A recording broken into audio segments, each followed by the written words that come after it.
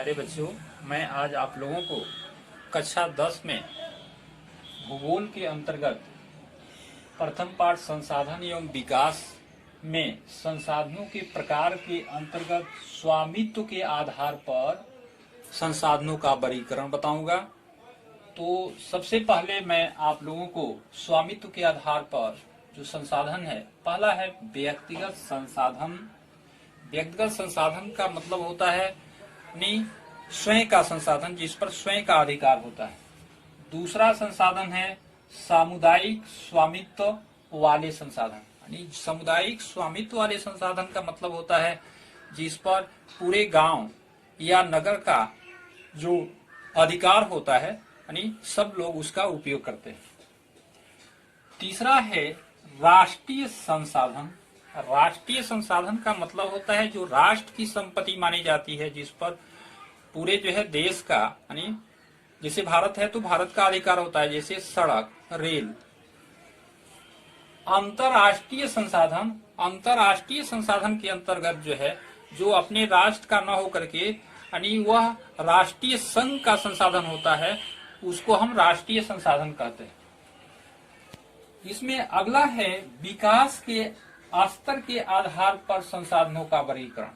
तो विकास के स्तर के आधार पर जो संसाधनों का वर्गीकरण है, उसमें सबसे पहले मैं संभावित संसाधन के बारे में बताऊंगा कि संभावित संसाधन जिसका अभी विकास नहीं हुई रहती है, उसके भंडार तो हैं लेकिन विकास नहीं हुई है, यानी उसकी संभावना है कि भविष्य में उसका उपयोग और विकास हो सकता है।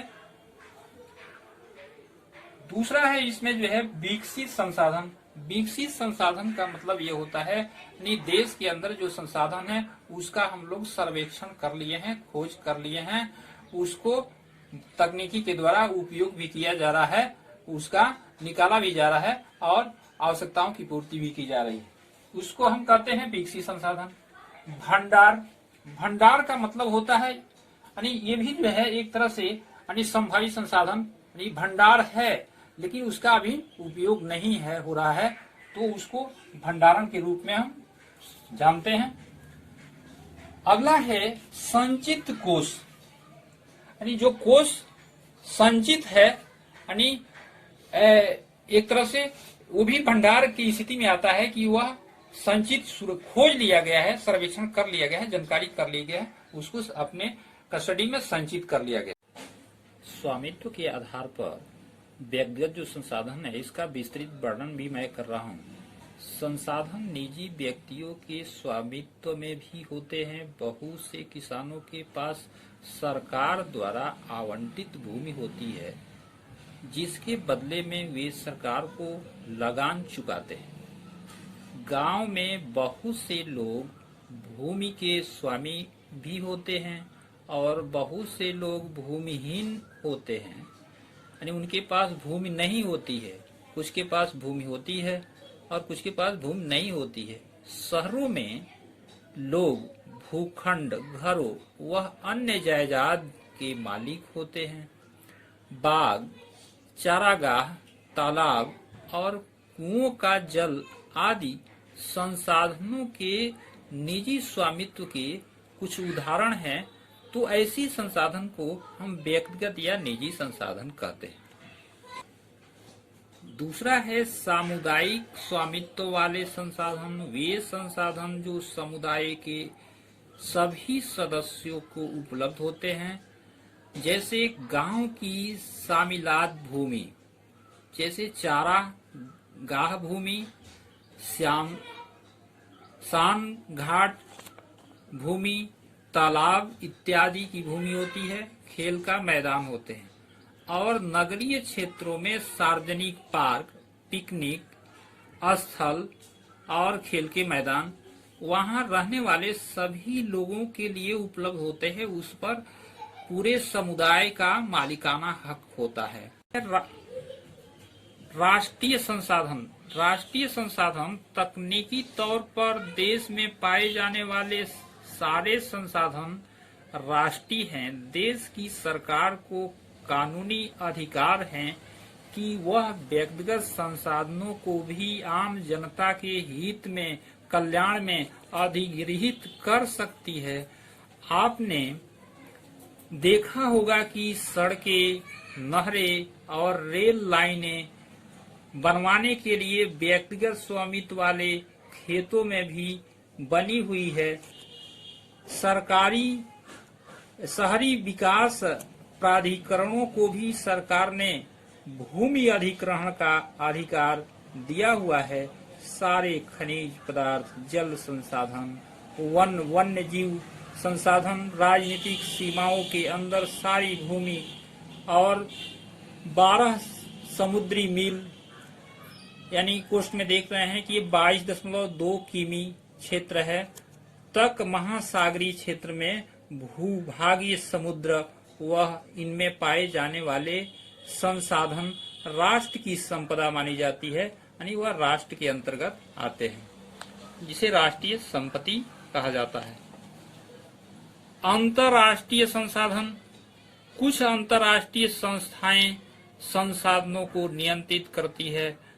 तट रेखा से 200 समुद्री मील की दूरी अपवर्जक आर्थिक क्षेत्र एक उष्ण में है से परे खुले महासागरीय संसाधनों पर किसी देश का अधिकार नहीं होता है। इन संसाधनों को अंतर्राष्ट्रीय संस्थाओं की सहमति के बिना कोई राष्ट्र उसका उपयोग नहीं कर सकता है, यानी उसका उपयोग नहीं किया जा सकता है। तो इसको हम अंतर्राष्ट्रीय संसाधन की श्रेणी में रखते हैं, यानी समझा जाता है, इसको अंतर्राष्ट्रीय संसाधन माना जाता है। अगला है विकास के स्तर के आधार पर संभावी संसाधन। संभावी संसाधन का मतलब यह होता है कि यह वे संसाधन हैं जो किसी प्रदेश में विद्यमान तो होते हैं परंतु इनका उपयोग नहीं किया गया है।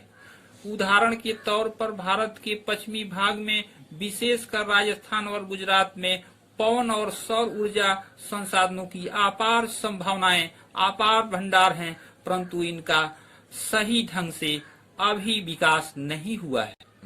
इसके अंतर्गत दूसरी विकसित संसाधन है जो वे संसाधन जिनका सर्वेक्षण किया जा चुका है और उनमें उपयोग की गुणवत्ता और मात्रा निर्धारित की जा चुकी है, विकसित संसाधन कहलाते हैं।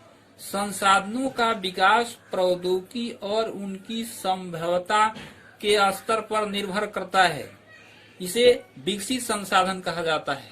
भंडार, भंडार की बात की जाए तो पर्यावरण में उपलब्ध वे पदार्थ जो मानव की आवश्यकताओं की पूर्ति कर सकते हैं परंतु उपयुक्त प्रौद्योगिकी के अभाव में अभी उनकी पहुंच से बाहर हैं, भंडार में शामिल हैं। उदाहरण के लिए जल 2 गैसों हाइड्रोजन और ऑक्सीजन का यौगिक है। हाइड्रोजन ऊर्जा का मुख्य स्रोत बन सकता है परंतु इस उद्देश्य से इसका उपयोग करने के लिए हमारे पास उन्नत किस्म की तकनीकी ज्ञान नहीं है, इसलिए इसको भंडार के रूप में समझा जाता है। संचित कोष, यह संसाधन भंडार का ही एक हिस्सा है जिन्हें उपलब्ध तकनीकी ज्ञान की सहायता से प्रयोग में लाया जा सकता है परंतु इनका उपयोग अभी आरंभ नहीं हुआ है, यानी अभी शुरू नहीं हुआ है। इनका उपयोग भविष्य में आवश्यकता पूर्ति के लिए किया जा सकता है, अभी संभावना है। नदियों के जल को विद्युत पैदा करने में प्रयुक्त किया जा सकता है परंतु वर्तमान समय में इसका उपयोग सीमित पैमाने पर ही किया जा रहा है, यानी बड़े पैमाने पर उपयोग नहीं किया जा रहा है, छोटे पैमाने पर किया जा रहा है। इस प्रकार बांधों में जल, वन आदि संचित कोष हैं जिनका उपयोग भविष्य में किया जा सकता है। ऐसे संसाधन को संचित कोष संसाधन कहते हैं। भू संसाधन बताऊंगा। हम भूमि पर रहते हैं, इस पर अनेकों आर्थिक क्रियाकलाप करते हैं और विभिन्न रूपों में इसका उपयोग करते हैं। अतः भूमि एक बहुत महत्वपूर्ण प्राकृतिक संसाधन है जिस पर प्राकृतिक वनस्पति, वन्य जीवन, मानव जीवन आर्थिक क्रियाएं, परिवहन तथा संचार व्यवस्थाएं भूमि पर ही आधारित हैं, परंतु भूमि एक सीमित संसाधन है। इसलिए उपलब्ध भूमि का विभिन्न उद्देश्यों के लिए उपयोग सावधानी पूर्वक योजनाबद्ध तरीके से होना चाहिए। हम भारत भूमि की बात करें तो भारत भूमि पर विभिन्न प्रकार की भू आकृतियां या भू स्वरूप जैसे पर्वत, पठार, मैदान और द्वीप पाए जाते हैं। लगभग 43% भूभाग क्षेत्र का मैदान है, जो कृषि और उद्योग के विकास के लिए सुविधाजनक है। पर्वत पूरे भू क्षेत्र के 30% भाग पर विस्तृत है। वे कुछ 12मासी नदियों के प्रवाह को सुनिश्चित करते हैं, पर्यटन विकास के लिए अनुकूल परिस्थितियां प्रदान करता है और पारिस्थितिकी के लिए भी महत्वपूर्ण है। तो इस तरह से देश के क्षेत्रफल का लगभग 27% हिस्सा पठारी क्षेत्र है। इस क्षेत्र में खनिजों, जीवाश्म ईंधन और वनों का अपार संचय कोष हैं। इसको आप चित्र के माध्यम से भी समझ सकते हैं। ये संपूर्ण भारत की भूमि है और 43% मैदान है, 30% पर्वत है, 27% पठार है। तो इसी क्रम में आपको मैं सामान्य भू उपयोग संवर्ग 1960-61 और सामान्य भू उपयोग संवर्ग 2014-15 के बारे में बताता हूँ। प्रतिवेदी क्षेत्र 100% यह भारत की भूमि है। इसका भू उपयोग कैसे किया जा रहा है ये आप समझने की कोशिश कीजिए। तो इसमें सबसे पहले मैं आपको 2014-15 के अनुसार बताता हूँ। ये नए आंकड़े हैं। वन के अंतर्गत 23.3% भूभाग आपके उपयोग भारत का टोटल भूमि का हो रहा है। बंजर तथा कृषि योग्य भूमि का 5.5% उपयोग हो रहा है। तो यही आपके गैर कृषि परियोजन के अंतर्गत क्षेत्र 8.7% हो रहा है। तो अस्थायी चारागाहों तथा अन्य गोचर भूमि के अंतर्गत यह 3.3% हो रहा है। तो विविध वृक्ष फसलों तथा उपवनों के अंतर्गत जो क्षेत्र हैं वह 1% है।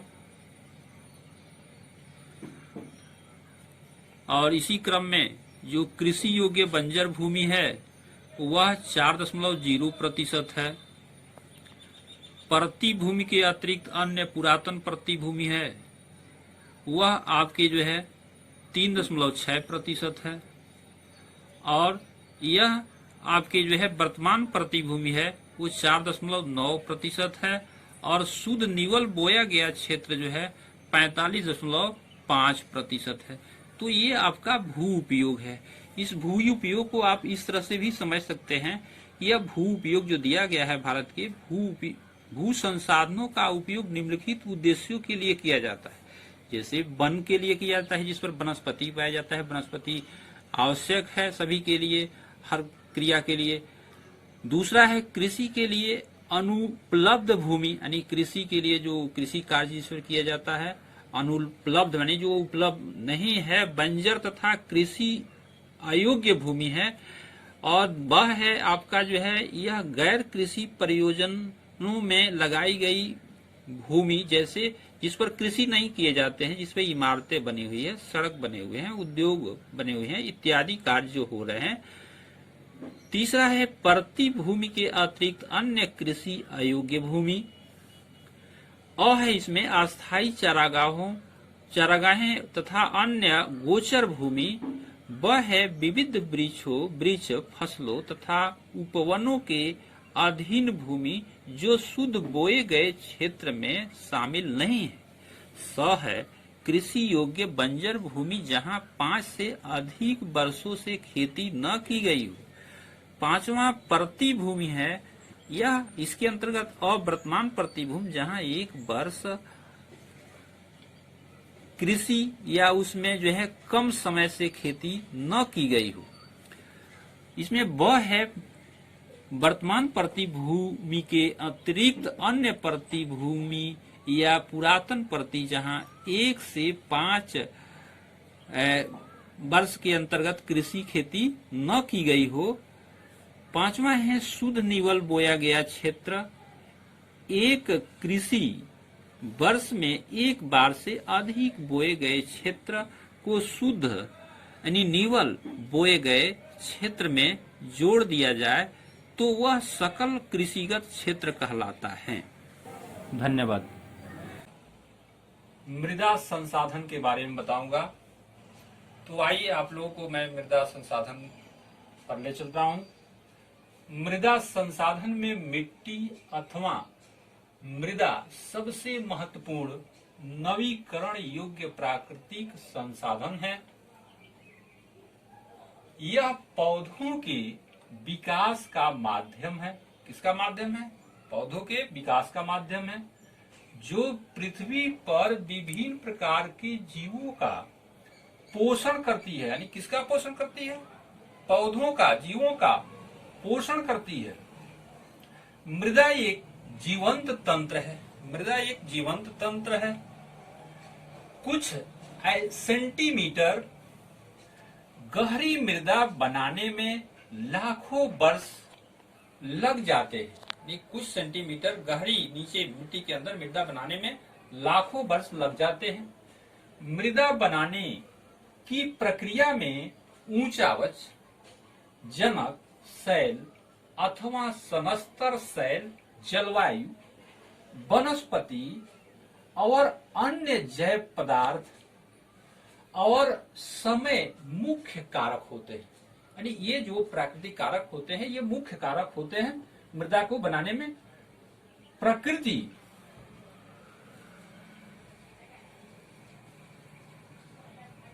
प्रकृति के अनेकों तत्व जैसे तापमान परिवर्तन, बहते जल की क्रिया, पवन, हिम नदी और अपघटन क्रियाएं आदि मृदा बनाने की प्रक्रिया में योगदान देते हैं। मृदा में होने वाले रासायनिक और जैविक परिवर्तन भी महत्वपूर्ण है। यानी मृदा में जो रासायनिक और जैविक परिवर्तन होते हैं ये भी मृदा की उत्पत्ति में महत्वपूर्ण कारक हैं। मृदा जैव और अजैव दोनों प्रकार के तत्व यानी पदार्थों से मिलकर बनती है। जैव और अजैव दोनों प्रकार के पदार्थों से मिलकर बनती है। मृदा बनाने की प्रक्रिया को निर्धारित करने वाले तत्वों, उनके रंग, गहराई, गठन, आयु व रासायनिक और भौतिक गुणों के आधार पर भारत की मृदाओं के निम्नलिखित प्रकार हैं। यानी इसके आधार पर निम्नलिखित प्रकार हैं, जैसे जलोढ़ मृदा, लाल और पीली मृदा, काली मृदा, लेटराइट मृदा, शुष्क मरुस्थलीय मृदा, वन मृदा इत्यादि। ये सब मृदा संसाधन के कहलाते हैं। मृदा संसाधन को चित्र के माध्यम से भी समझ सकते हैं। यह चित्र है मृदा संसाधन का। ये मृदा परिच्छेदिका भी इसको कहा जाता है। इसमें सबसे ऊपरी समस्तर की मृदा जो ये ग्रीन कलर की बनाई गई है, यही सबसे उर्वर और महत्वपूर्ण मृदा संसाधन होता है। इसमें उर्वरा शक्ति अधिक होती है। सबसे अधिक होती है। इसी मिट्टी को उर्वर मिट्टी या उर्वर मृदा कहा जाता है। इसमें कुछ अपर्दन होते हैं।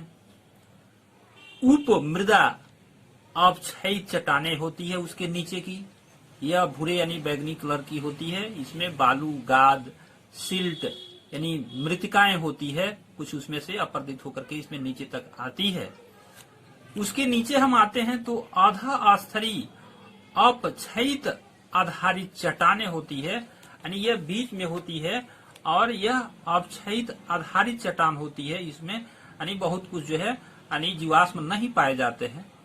सबसे नीचे हम चलते हैं तो यह अपक्षय रहित आधारित चट्टानें होती है, यानी ये मृदा इसमें नहीं होती है, ये चट्टान होती है और ये भी चट्टान होती है, ये भी चट्टान होता है।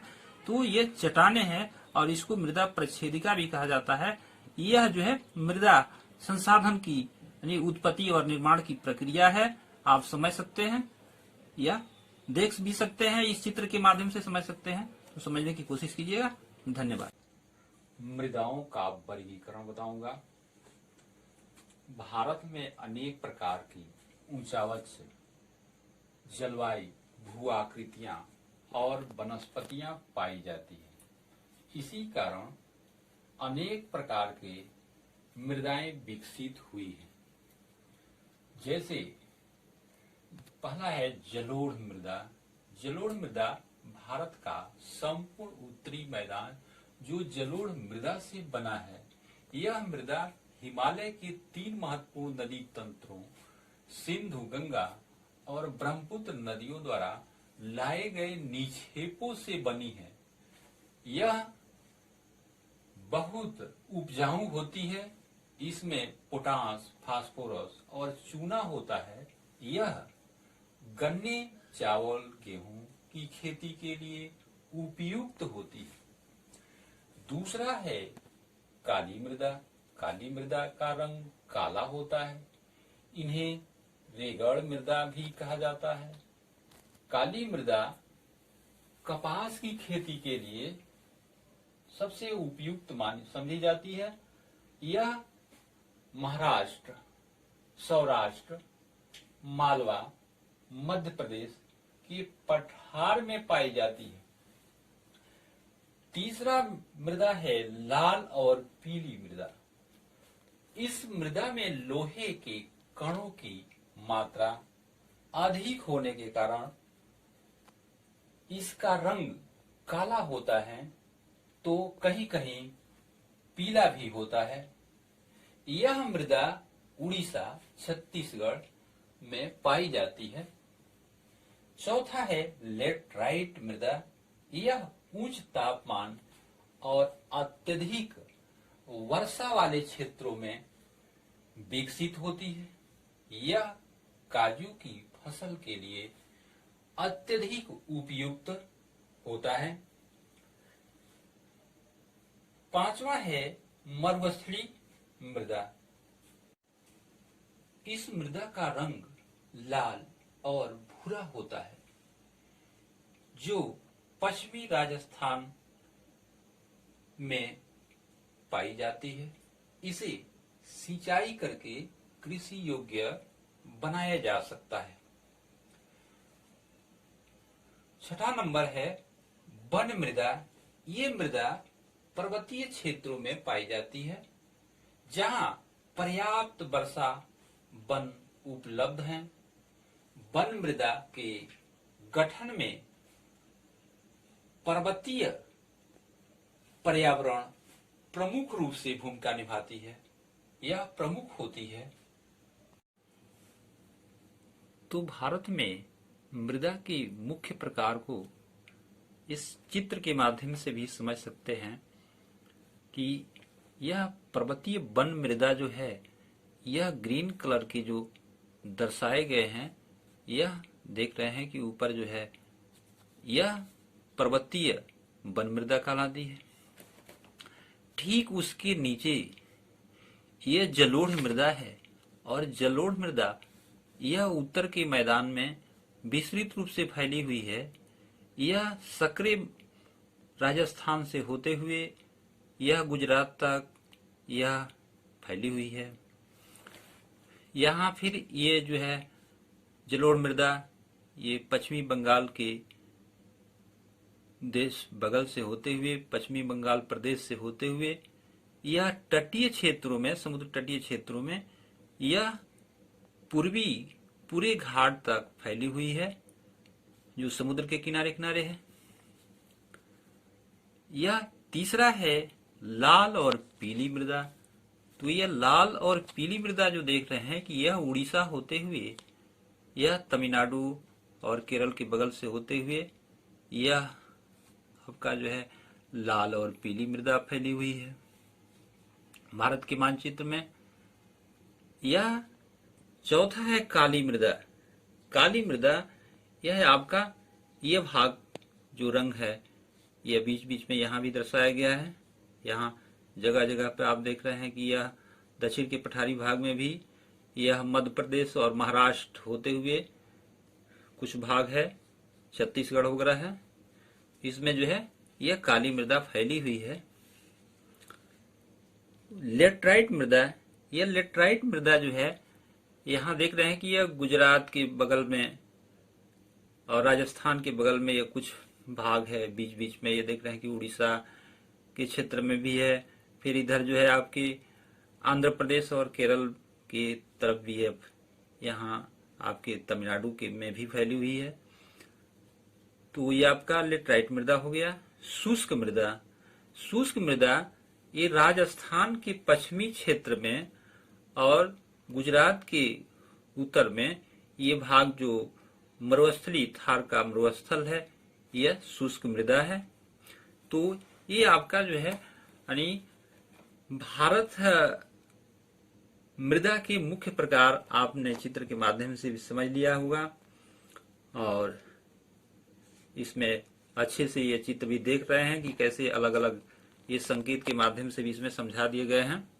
नीचे आप देख रहे हैं कि हिंद महासागर है, ये लक्षद्वीप है, ये अंडमान निकोबार द्वीप समूह है, ये भारत का सबसे दक्षिणतम बिंदु यानी इंदिरा पॉइंट है, और ये समझ में आ गई हुई। अब आप लोग जो है यह पाठ यहीं समाप्त होता है। आप लोग होमवर्क के रूप में यानी कॉपी बना करके अच्छे से इसका नोट्स तैयार कर लीजिएगा, ये आपका होमवर्क रहेगा। और यह पाठ यहीं समाप्त कर रहा हूं। धन्यवाद।